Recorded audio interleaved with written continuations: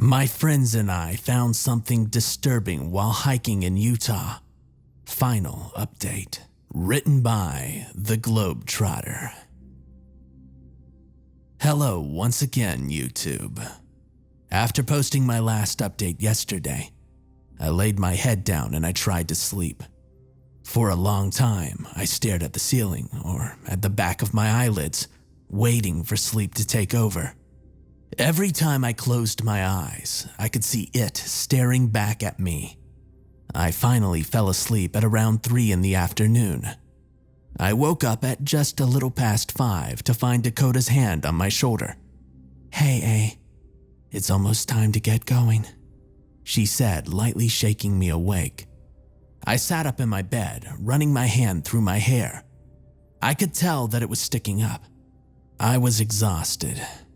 "In just a few more hours," I joked, sighing as I realized that humor couldn't take my mind off the day's schedule. "You're telling me," Dakota said, standing at the sink. I watched her closely in the mirror as she splashed water onto her face. I sighed once more, looking at my cell phone. I could see that some of you had commented on the update. Almost all of you were in agreement. I needed to go to the police. "Hey, Dakota," I said, scrolling through my phone. She said, drying her face with a cloth that she'd found in the nearby drawer. "I think that we should call the police," I said, chewing on my lower lip. She looked at me in the mirror for a moment before turning towards me. "Why?" she said. I sighed, setting my cell phone down. "Look, Dakota, this is all too much for us. That thing is unpredictable. We know nothing about it. What are we supposed to do anyways?" I said. "Do you actually believe that we'll be able to kill that thing by ourselves?" Dakota lowered her eyes. "Alex," she said, groaning, "I just don't know. What if they try to kill everyone inside? What if they kill Charlie?" I sighed. "We're all going to die if we don't get some help," I said.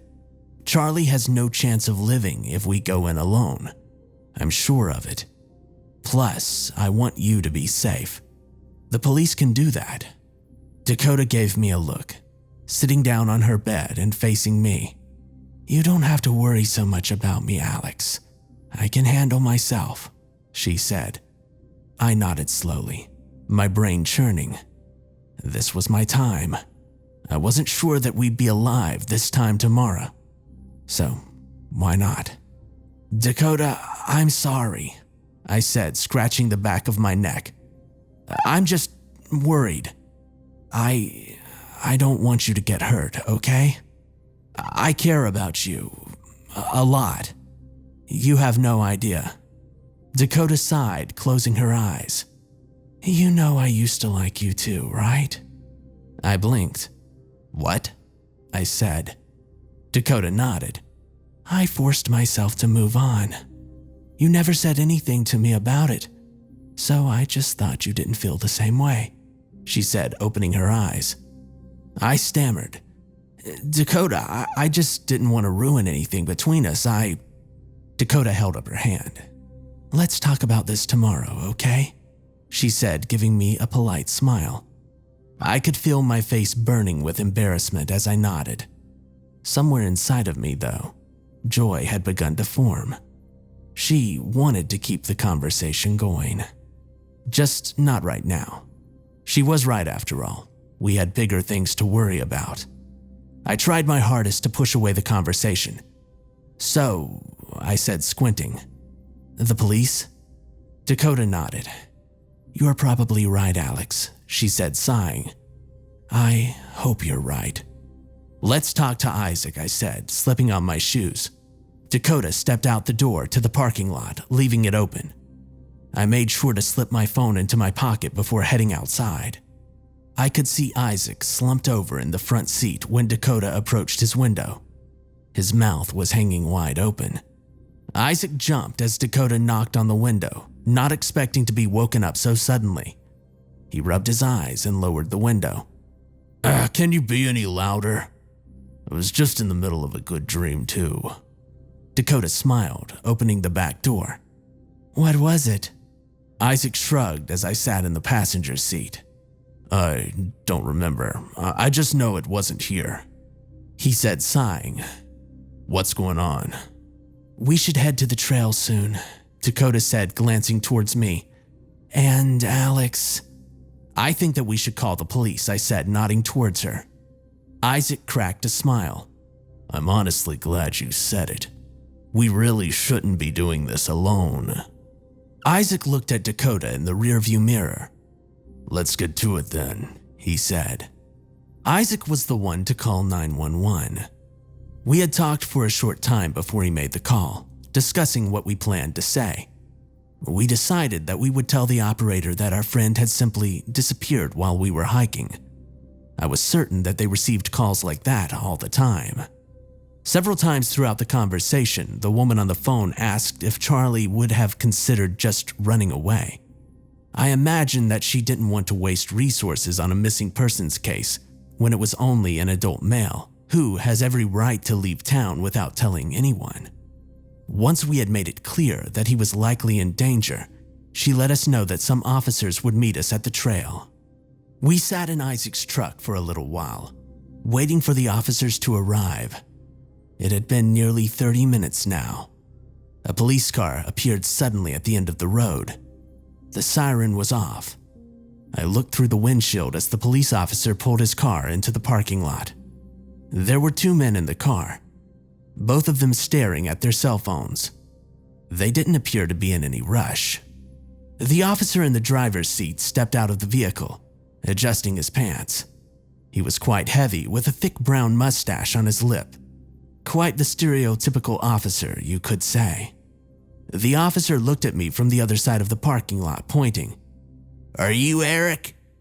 I turned to Isaac, disbelief entering my gut. Was he serious? Yeah, that's us, I called out. The man nodded and leaned back into his car, speaking to the officer in the passenger seat. The second officer looked to be in his early 30s, and he was in much better shape than the first officer. The officers approached us. I'm Officer Warren, he said, pointing to the other man. And this is Officer Thompson. Can I get your names? This is Alex, and that's Dakota, Isaac said, pointing to each of us. My name is Isaac, by the way. Oh, that's my bad, Officer Warren said, smiling. The radio's been acting up all day. I could hardly hear a thing. You're lucky we showed up to the right place. The other cop laughed, but I didn't find their joking very amusing. Neither did Dakota, apparently. Can we please hurry up? I feel like our friend might be in danger, she said. The officer sighed softly, nodding. A new look had entered his eyes. Of course. Where'd you last see him?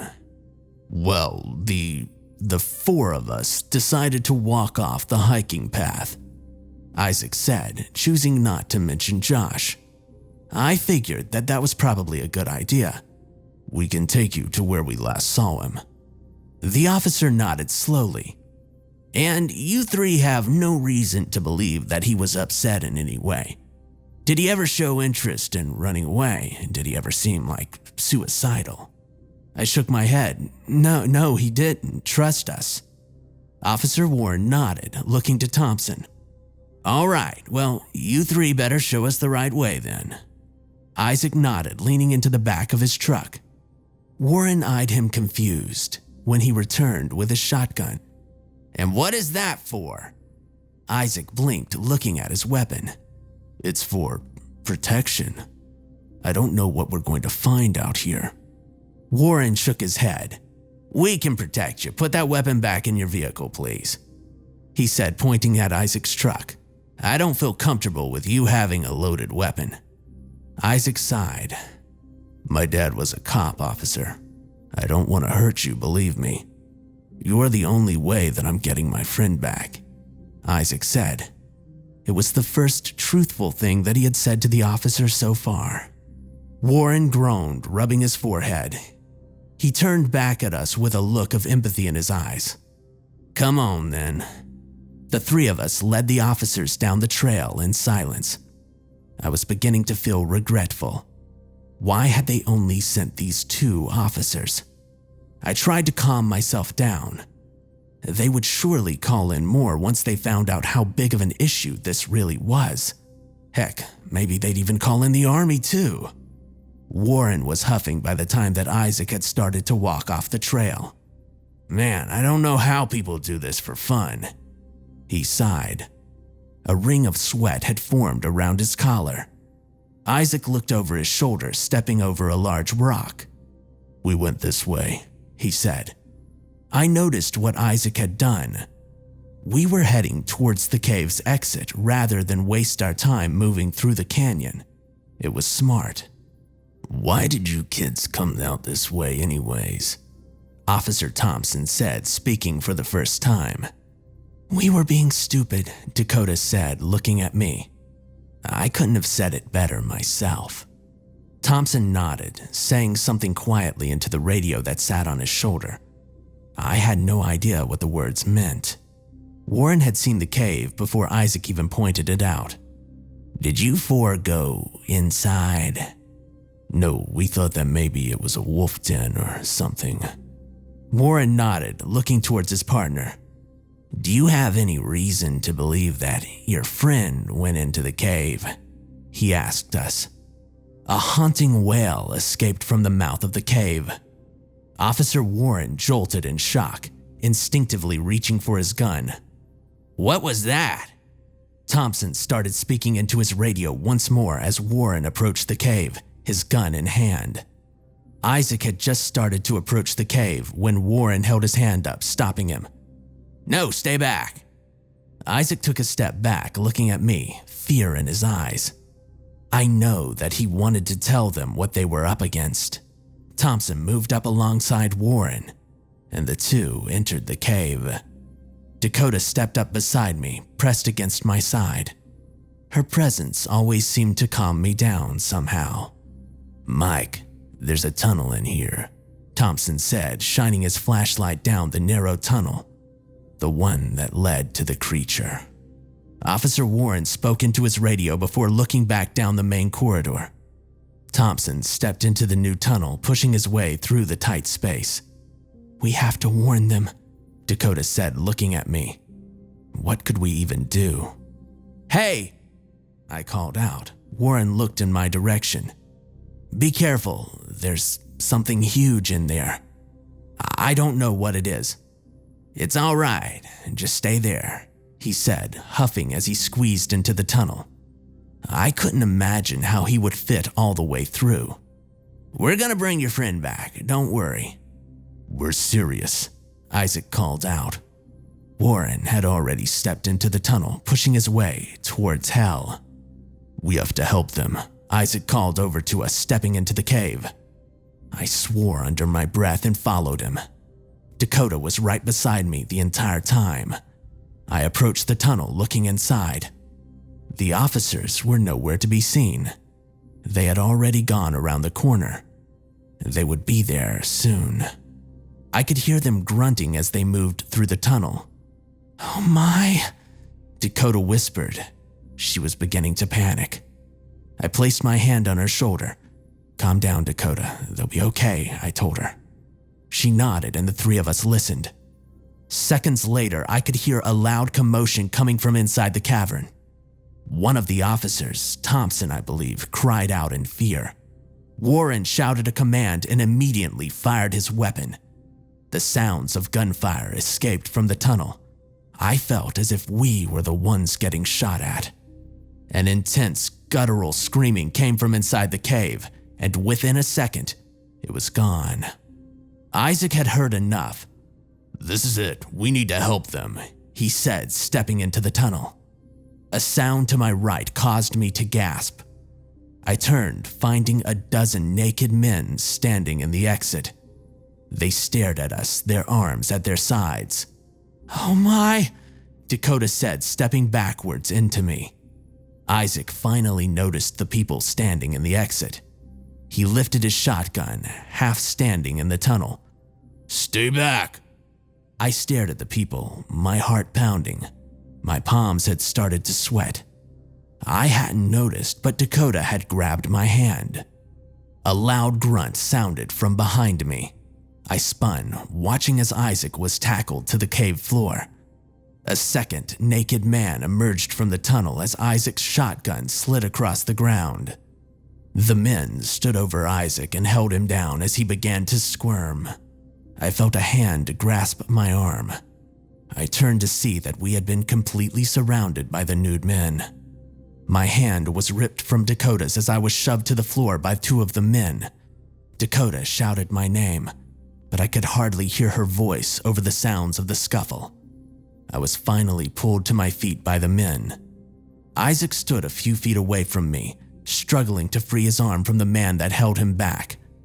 A large man reared back his fist and plunged it into Isaac's stomach.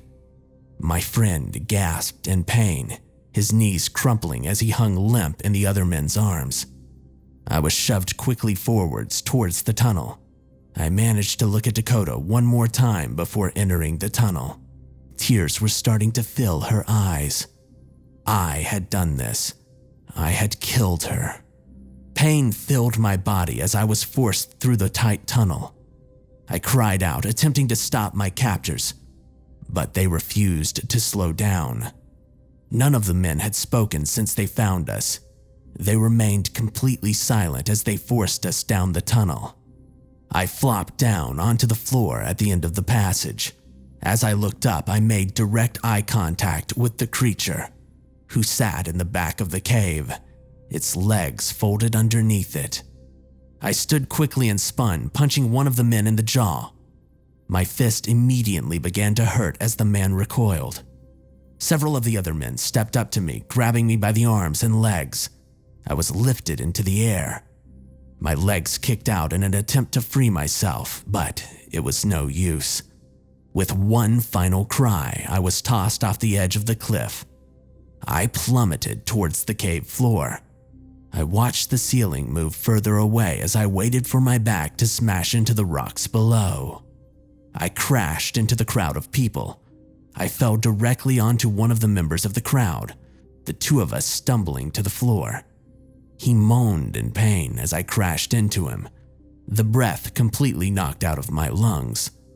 The smell of body odor and feces immediately filled my nostrils. I gagged as I was dragged by the men through the horde. In my daze, I swore that I could see several women among the crowd. I was thrown from the edge of the crowd into a small clearing near the middle of the cavern. I pushed myself slowly to my feet, attempting to catch my breath. I fell quickly back to the floor as I looked up towards the creature, who was sitting directly in front of me. It did not seem to be bothered by my presence. I scooted backwards, suddenly wanting to return to the crowd. Movement from behind the creature caught my attention. The men from before had carried Isaac and Dakota down from the ledge using the pathway. Perhaps I had been too aggressive for them to care to deal with. The men holding Isaac stepped around the creature.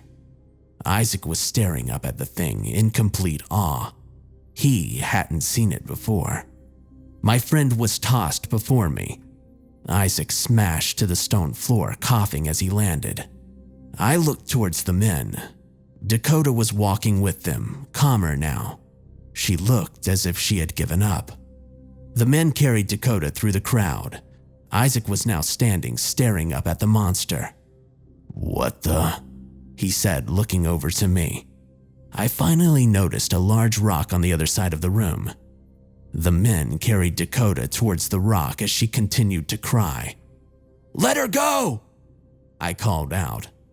I knew it was no use, but the words came out anyway.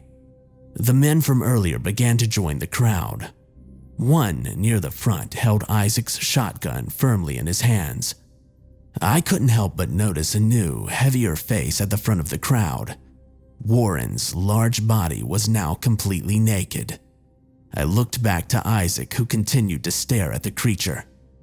"Isaac," I said, moving towards him. My friend ignored me. "Isaac, what do we do?"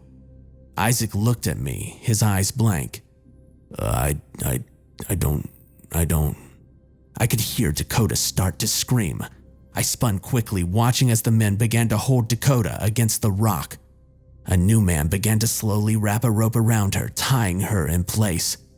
"Dakota, stay calm!" I called out. I doubt that she heard me. The men began to tie a knot in the end of the rope as Dakota attempted to kick. Her legs had been strapped down though, so she merely wiggled beneath the tight restraints. The large crowd began to close in around Dakota. An old woman stepped up to Dakota, grabbing onto the lower hem of her shorts. I watched as the crowd began to slowly tear apart Dakota's clothing. She had started to sob now. I could feel an unbelievable rage forming inside of me. "Don't touch her!" I cried out, running towards the crowd. A large man blocked my path. I swung my fist, the blow barely affecting the man. He pushed against my chest, the action sending me flying backwards. I landed hard, pain shooting up my spine. I rolled over to my side, pushing myself to my feet. The man stepped towards me. Isaac took the moment. My friend, using the distraction that my outburst had created, ran forward. He grasped his shotgun in his hands, tugging on it. The man who held it appeared to be startled. He attempted to fight back, but Isaac was too fast. Isaac kicked the man in the knee, causing him to let go of the weapon. Isaac took a step back, cocking his shotgun. "Stay back." He must have known that he couldn't take all of them out like that. Frankly, I don't think that he cared. I looked back towards the rock. Dakota was staring directly at me. I felt completely defeated in that moment. Was this my fault? Isaac was going to die in this cave. I was going to die in this cave. And Dakota. "Dakota!" I called out. I wanted to say it at least once. I love you." She started to cry harder. At that point, I was satisfied. I was ready to die then, if it came to that. I shifted on my feet as the large man began to walk back towards me. I had no idea how I was going to defend myself from a man his size, but I knew that I had to do something quickly. A loud bang exploded from my left. The lower half of the large man's face was ripped off as Isaac fired his shotgun. I looked to my friend in shock. He was looking at me with an odd look in his eyes. He knew what was about to happen. A man from the crowd began to panic and charged towards Isaac. Isaac spun, firing the shotgun. A hole appeared in the man's chest as he slumped to the ground. I hadn't seen the creature moving, and neither had Isaac. By the time Isaac noticed, it was too late. My friend spun, aiming the shotgun at the monster, but the creature was too fast. His head crashed into my friend, sending him flying towards me. He flopped over onto his side about 10 yards away from me. The creature moved quickly. I watched as the monster knelt down, taking Isaac's leg into its jaw. My friend cried out in pain as he was lifted up into the air. His leg was bending at a horrific angle. The creature lifted its head, and in one swift movement, it placed Isaac into its mouth. A loud, wet snap filled the air as the creature crushed my best friend alive. Dakota had started to scream hysterically from the other side of the room. I couldn't move. I was in complete shock. My brain had not yet processed that I had just witnessed my friend die, that he had died saving me. The creature began to chew on Isaac's corpse, feasting. I pushed hard against the ground, sliding towards the back wall. My eyes landed on Isaac's shotgun. It was resting on the cave floor, directly beneath the creature. The monster noticed me moving as the crowd began to erupt behind it. A massive head lowered, the long antlers scraping against the ceiling as it did so. Its dark, hollow eye sockets became a dark red as chunks of flesh fell from the empty holes. I didn't have much time. I pushed myself clumsily to my feet, sprinting directly towards the creature. I heard it howl in confusion as I ducked beneath it, reaching for the shotgun. My fingers wrapped around the weapon just as the creature bit down onto my leg. I cried out in pain, gripping the shotgun as hard as I could. I watched as the ground began to fall away from me. The crowd stared up at me as I was lifted into the air. I tried my best to push aside my pain. I cocked the shotgun, just as Isaac had, and I aimed it towards the creature's mouth. I fired. The blast tore through the creature's face, blowing a hole in its skull. It opened its mouth, dropping me, letting out a shrill cry of pain. The entire room had fallen silent. My back smacked against the ground. I rolled over quickly onto my stomach, attempting to stand. The crowd no longer looked at me. I turned over my shoulder. The creature had stumbled into the nearby wall, wailing. I pushed myself up, holding the shotgun in my hands. I couldn't feel the pain in my leg anymore. As I approached the creature, my eyes landed on the sack that protruded from the creature's groin. I took my chance. I lifted the shotgun, firing into the sack. The creature cried out in pain, looking down at me. The left half of its lower jaw was missing. I fired a second time and then a third. The creature struggled to remain standing. It fell to one of its knees, scrambling in an attempt to stand. The contents of the sack became too much for the damaged exterior. The skin tore and an audible ripping sound filled the air. A small hunk of meat fell from the sack, followed by two more. They remained attached to the creature by long, meaty cords. Umbilical cords. The creature slipped in the large pool of its own blood. It toppled into the side of the cliff, its antlers crashing against the rock wall. Shards of bone flew across the room as the creature slumped to the ground, unmoving. The room remained eerily silent for several seconds. All at once, a horrific cacophony began to fill the room. The crowd erupted into intense sobbing. My eyes scanned the room. What was going on? The man a few feet from me fell to his knees, tears flowing down his eyes. A woman near the back of the room began to shriek. A man in front of me reached down to the floor, lifting up a large rock. He forced the rock up into his face. A loud pop indicated that his nose had been broken. I watched in horror as the man lowered the rock from his face. Blood began to pour from his nose as the rock crashed into his forehead. The man began to repeatedly beat himself in the face with the rock, eventually falling completely to the ground. His body continued to thrash in pain as the man behind him began to watch. They were killing themselves. I scanned the room trying to find Charlie. I had come this far. I didn't want to lose another friend today. I moved further into the cave, stepping over a man who had started repeatedly smashing his skull onto the floor. As I ran, a body fell from the ledge above me. The man's head smashed into the floor, immediately splitting open. His neck bent at a disturbing angle as he landed, which killed him instantly.